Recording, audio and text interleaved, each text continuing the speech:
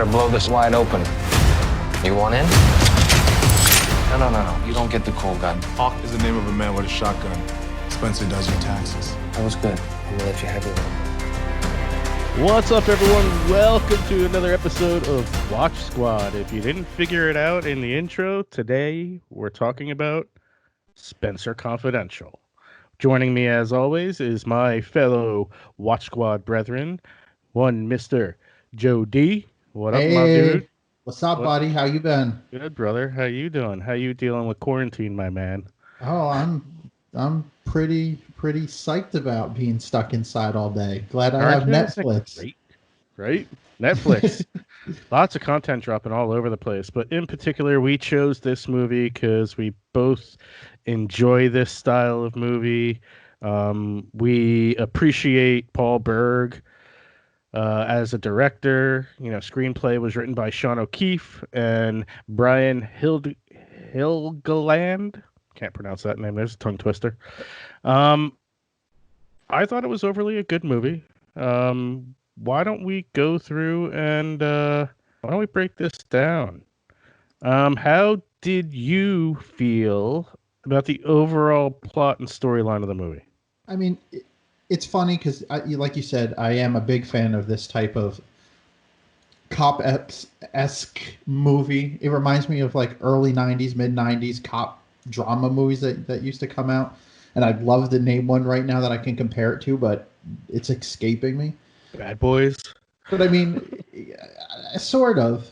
But you got this ex-cop who goes to jail, comes back out of jail, but he's really a good guy, whatever. So I really enjoyed the plot and storyline to this movie.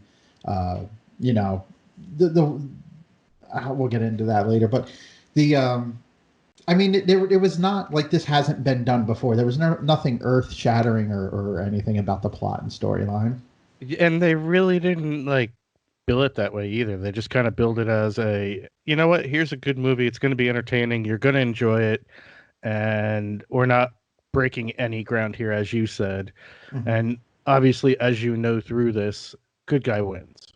I mean, you knew that just watching the trailers. I mean, you know, my girlfriend was sitting there and she's like, why do I get the feeling when we watched the trailer together? She's like, why do I get the feeling that like all the best parts of this movie are in this trailer? Well, it's funny. I've never seen the trailer. I never watched the trailer. I didn't know this movie existed until you told me about this movie. Well, and you're like, watch it. And I'm like, what is it about? And you gave me like some half-assed answer. And I was like, that doesn't tell me anything. And I'm like, you watched it though. But I watched it because, I mean, Mark Wahlberg's in it. And I do kind of like some of the stuff he does. I was sort of curious if this was going to be more of a comedy type thing. Well, it's billed as an action comedy. I mean, it's billed as an action comedy. So, I mean, it is what it is. And it's, you know, Mark Wahlberg. Yeah. Marky Mark. Yeah. But you have anything else to really say about the plot? I mean, or the storyline? It's essentially ex-cop goes to jail, comes out of jail, gets involved in a case that he has no purpose to be involved in because he's no longer a cop.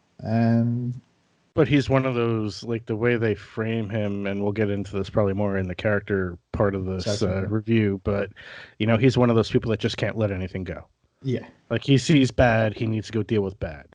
Yeah. You know, it was the plot and the storyline. The storyline was entertaining. The storyline did a good job of a beginning, a middle, and an end. It kind of tied everything together. And it flowed well. Like there was nothing hard that took you out of it. Yeah, and it was done well enough that you didn't feel like you were sitting there for, you know, an hour and like 49 minutes. It was an hour and 11 minutes runtime. Wow. I even 111 minutes runtime. Yeah. So just shy of 2 hours. Hour and 51 minutes. I didn't feel like it was an hour and 51 minutes. I wasn't sitting there going, oh my God, is this going to be over soon? Like some movies you watch where you're like, this is just god awful and terrible. Agreed. I think it was like the perfect length, actually. Yeah. It did everything it needed to do, and there was no filler or no parts where you're like, okay, I can get up and pee now. Like it was entertaining from beginning to end. Yeah, I agree 100%. All right, with that being said,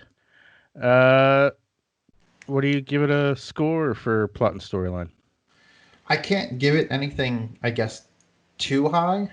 Only because, again, this is not a groundbreaking plot. It's been done multiple times, including, and this is something we'll talk, I guess, maybe in the character section, including like the little twist that's in this movie, which, and like most of the movie, again, it's been done a million times. It's predictable. So I can't give it too high of a score. But is it a movie I'd rewatch? Probably. I did enjoy it a lot, so I'm gonna have to give plot and storyline a 6. We're going out of 10, right? Yeah, we can go out of 10. That's fine. Yeah, we can. Yeah, I think I'm right there with you. A 6 out of 10, score 60, whatever you want to call it. Again, I agree with everything you said. It wasn't earth-shattering. It wasn't anything outside of, oh, here's another cop drama comedy type thing that takes place in Boston and revolves around boxing. Oh, wait. Mark Wahlberg was in it. Of course it has boxing in it. Well, all right. Let's move along. Writing and characters. So the characters of the movie. I particularly enjoyed Iliza Schlesinger's character, and however you say her name. I knew her as a stand-up comedian. I honestly don't really care for her comedy, but I thought she did really well in this movie. I did not know her. I guess her acting could be as good as it was. She nailed that crazy ass Boston bitch she nailed that to a T. Yeah. And the fact that I'm bringing her up before anybody else with big names like Mark Wahlberg and the guy who plays M'Baku, it kind of says a lot about that. So yeah, I enjoyed her. I didn't realize Hawk was the same actor who played M'Baku in Winston Duke. Yeah, the MCU movies. To me, looked completely different, like unrecognizable.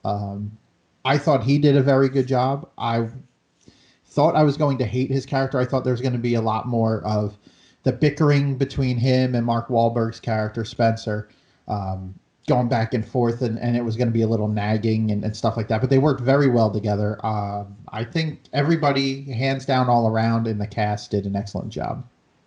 Yeah, you're going to appreciate Mark Wahlberg if you're a fan of anything Mark Wahlberg does. I mean, he's a great actor. He does a very good job in selling his role, whatever that role may be. Winston Duke, I really, really enjoyed his character. Everything, like how they framed him before you really saw a lot of him in the movie, with like when they opened the fridge and he's like, everything in the fridge is Hawks on this side. Don't touch the hot dogs. They're mine. And it's like, oat milk. What is oat milk? I don't know. It's oats with milk. Well, why would it be called oat milk? You know, that whole little dialogue with are you supposed to add water to it? Yeah. What was his name? Or are you supposed to add milk to it? That defeats the purpose of oat milk. What the hell is his name? Henry? Yeah, well, no, who was Henry's actor? Oh, the actor, not the character. Alan Arkin? Yes.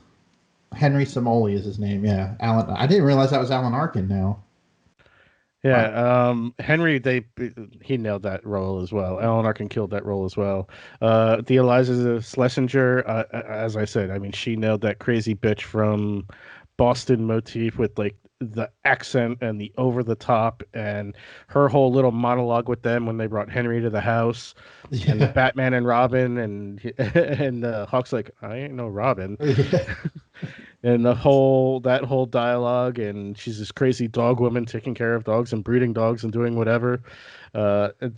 Very, very well done. Driscoll Bokeem Woodbine, he played your typical bad guy, you know. I mean, right from the start, I think he's the most predictable character. Yeah, typical dirty cop. Yeah, and I mean, you get the scene with him when he shows up as soon as Mark Wahlberg's character gets out of jail. Spencer's out of jail, and he's arriving home. He just arrives home, and this cop pulls up and is like, welcome, you know, glad to see, you know, it's his ex-partner or whatever, but he's glad to see that he's out of jail. And it's like, as soon as that part happens, in my brain, I was like, I don't know what the rest of the story is, but he's the bad guy. Yeah. Yeah. It had that predictability at that point. Um, yeah, I think they did a great job casting. I mean, they set this up to do a sequel to it at the very end. Yeah, they You know, I definitely mean, did. they left it open to do sequels to this, so stay tuned. Maybe I don't know. Yeah. I haven't read anything or I haven't researched it either. So, um, The other, any other characters that really stood out to you? um, I don't think anybody worth really, I guess, talking about. What But about I do Post want to. Malone? Post Malone in the jail. Yeah, I Sweet. mean, that was kind of odd seeing him there. I think he needs to work on some of his acting. Like when he tries to threaten Spenser, it doesn't seem legit. Like it doesn't feel real. But I mean, I give the guy credit. He's not an actor by trade. No, he's a Uh, rapper. yeah, but on the flip side, when we started talking about some of the conversations and writing in this movie. Everything seemed to flow in the writing as well. Like it was written very well. The jokes hit when they needed to hit. Yeah, I'll Uh, agree with that. so I just wanted to put that out there since the category is writing and characters. Yeah. Score it. Go ahead. If I had to score this, I definitely give it a higher than story and plot. I'd probably go an 8. I enjoyed it. I laughed, and if I can laugh at something, because not many things will make me laugh anymore. Yeah, I got to give it something higher than a 6. I'll give it an 8.5. Okay, so we're going with Definitely give it an halves. 8.5. All the characters sold their roles. They nailed whatever particular role they were supposed to portray. Mhm. As I said again, the weakest role was definitely Driscoll's role. A little too The po- much of overselling the dirty cop aspect of things, I guess.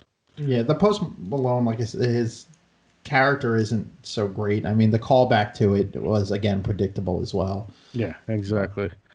But those, I Yeah, think, are the two the weaknesses. whole Hawk talking to his girlfriend, and he's Yeah. like supposed to be this white supremacist Aryan guy. Yeah, that was kind of funny. All right, let's moving right along. Effects and post production. Were there much? I Uh, mean, as far I as think if effects you go, want to go effects, it was probably really due to the editing. There wasn't a ton of explosions yeah, outside of the, tractor trailer coming through at the end and battling smashing through, and, yeah. battling through all the cars. The choreography and the setting up of the whole machete scene in the Mexican restaurant and then Hawk backing the car into the restaurant, good choreography, really good editing. I mean, they sold Yeah. that very, very well, particularly all the different angles they used to handle that particular melee scene. Um, Outside of that, I mean, was there really a lot of big boom? I mean, there was two guns in the whole movie. Yeah. You Other had than a the standard cop guns with the shootout at the end, I mean, all the cops had their sidearms or whatever. But Yeah, yeah, but outside of that, you had a pistol and a shotgun, and Spencer's a man of Texas, as you heard in yeah, the beginning of when we were bringing this episode online. yeah. Uh, I guess you can't really. I mean, what are you gonna say? I mean, me personally, I'd give it an 8. You're gonna give it an 8 just because what they did do, they did well. Yeah, I mean, what they had to do, Uh, they did well, and it sold what it had to sell. It wasn't like, a Michael Bay movie where it's built around special effects and big boom. yeah, and it's not like they overdid it. Uh, I don't know. I'm gonna go with a 7 for similar reasons. I just don't. Since there is nothing, I really can't. I don't want to grade a 0 because it didn't need But you it. can't But really penalize it either because it is post production. I mean, how was the editing? The editing was solid. I didn't. I yeah, mean, I used to be a film editor, so you know me, I'm critical when it comes to this. I really didn't see much. And I was sitting here going, "Oh, how'd you let that go by?" yeah, I mean, the editing was solid. The editing was sound. It created the emotion that editing is supposed to do when you're doing a film, whether it's laughter or angst or whatever. Um, but for being a lighthearted action film, yeah, I think it was fine. Yeah, I'll stick with my grade. all right. So that brings us to what? That brings us to directing. As I mentioned previously, it was directed by Peter Berg. Peter Berg is also the director of Very Bad Things from 1998, The Rundown, Friday Night Lights, The Kingdom, Hancock. Terrible Yeah. movie that was. Battleship, never saw it. Lone Survivor, Deepwater Horizon, that was a great movie. He has a resume under him. He did Patriots Day, which was the Boston Marathon bombing. Mile 22, Copland, Corky Romeo, Collateral, Smoking Aces, Lions for Lambs. Those are like his biggest. Yeah. I think the biggest films he's done is like Friday Night Lights and Deepwater Horizon, and Lone Survivor was a great film. I believe it was another Mark Wahlberg film. Well, I have not seen any of those movies. Never saw that movie. That was a great movie. Yeah, Mark Wahlberg was in that. Okay. I guess they like to work together. Directing in this film, I mean, can you really say anything bad about it? No, I thought it was really good. I thought the directing was done really well. The one thing I need to look up, and it's probably not going to tell me here, is Paul Berg from Boston? Peter Berg. Peter Berg? That's what I meant. Peter Berg. Peter Berg's alma mater is Manchester College. So that's somewhere. He was born in New York, New York. Okay. It does not say where he resides. Yeah, I was only curious because anything Mark Wahlberg does is in Boston. He definitely has a love for that. I didn't know if maybe this director or somebody else, that was their thing. Like it's just him and him doing a Boston thing. But I'm not a fan of Boston. I'd rather see any movie shot in New York. Maybe it's because it's where I'm from, but directing wise, no, it was good. There's nothing bad I can say about it. I really enjoyed it. So, I mean, I didn't see anything in here that would cause me to be like, nope, no, dude, you fucked up. Yeah, I agree. I mean, solidly directed. He got what he needed out of his characters. Mm-hmm. He got what he needed out of the actors. He told the story very well. Yeah. And didn't drag it on. So, no. 2-hour movie, I give it an 8. Yeah, I'll go with that. I'll give it a solid 8. All right, overall. What do you think overall? Overall, or do I got to tally all this up? Well, give your opinion overall. Overall opinion, not overall score. Gotcha.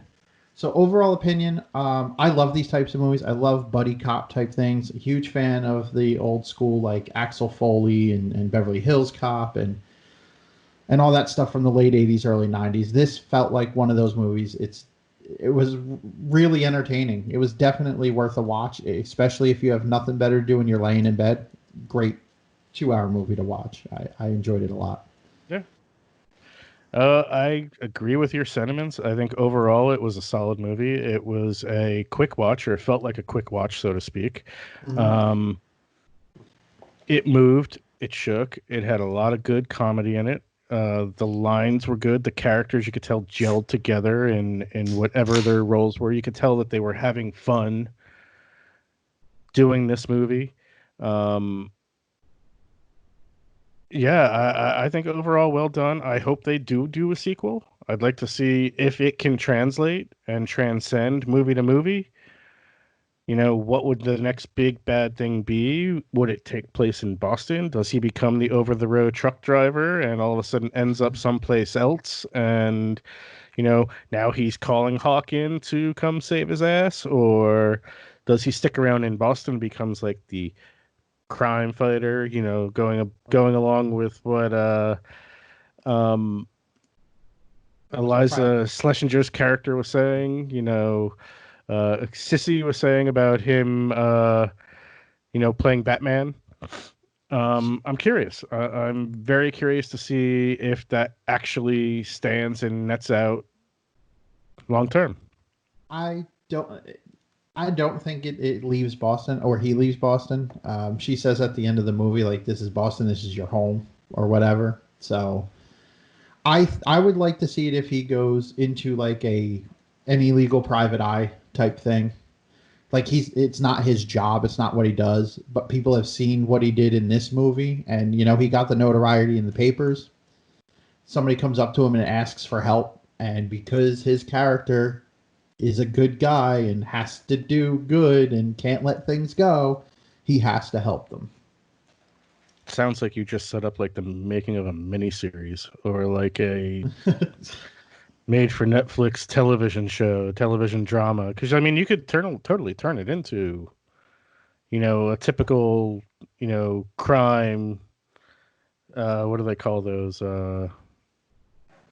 Like a Law and Order type show. Yeah, like criminal drama, crime drama, comedy crime drama, something like that, like a Psych almost. Not as out there as Psych, but you know what I mean. That was a great show. That was a great show. What are our scores? Can you tally them up real quick? Yeah, I gotta do math, but I can do that. It's just called averages, bro. Total of the score divided by 4. Yeah, but there's lots of numbers here. There's 4 numbers. That's not lots of numbers, bro. It's called adding. 16 plus 6. What's that? It's 22 plus 7. 29. Yeah.